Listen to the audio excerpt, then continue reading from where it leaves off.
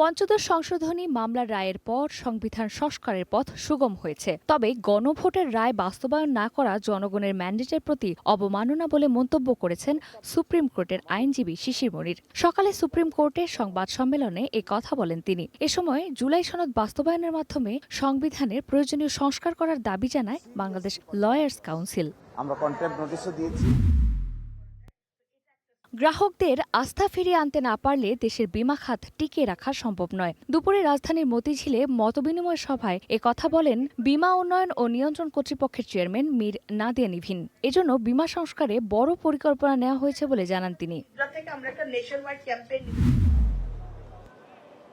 বিশ্বকাপ ফুটবল উপলক্ষে রাজধানীর বেসরকারি বিশ্ববিদ্যালয় আইইইউবিতে ফুটবল অ্যাক্টিভেশনের আয়োজন করেছে ডাক বিভাগের মোবাইল আর্থিক সেবা নগদ। অনুষ্ঠানে জাতীয় ফুটবল দলের তারকা খেলোয়াড় শেখ মোরসালিন নগদের রিচার্জ ক্যাম্পেইনের বিজয়ীর হাতে প্লেস্টেশন 5 উপহার তুলে দেন।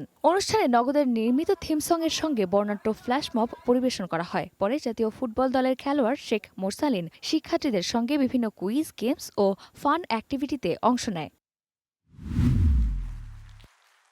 দেশের প্রতিটি বাড়িতে নিরাপদ ও আন্তর্জাতিক মানের কেবলস পৌঁছে দেওয়ার প্রত্যয় ব্যক্ত করেছেন ওয়ালটন কেবলসের পরিবেশকরা। একই সঙ্গে বাজার সম্প্রসারণে সময়োপযোগী কৌশল গ্রহণের আহ্বান জানান প্রতিষ্ঠানটির কর্মকর্তারা। মৌলভীবাজারের শ্রীমঙ্গলে রাইজ টুগেদার স্লোগানে আয়োজিত সম্মেলনে সারা দেশের 3 শতাধিক ডিলার ও বিক্রয় প্রতিনিধি অংশ নেন।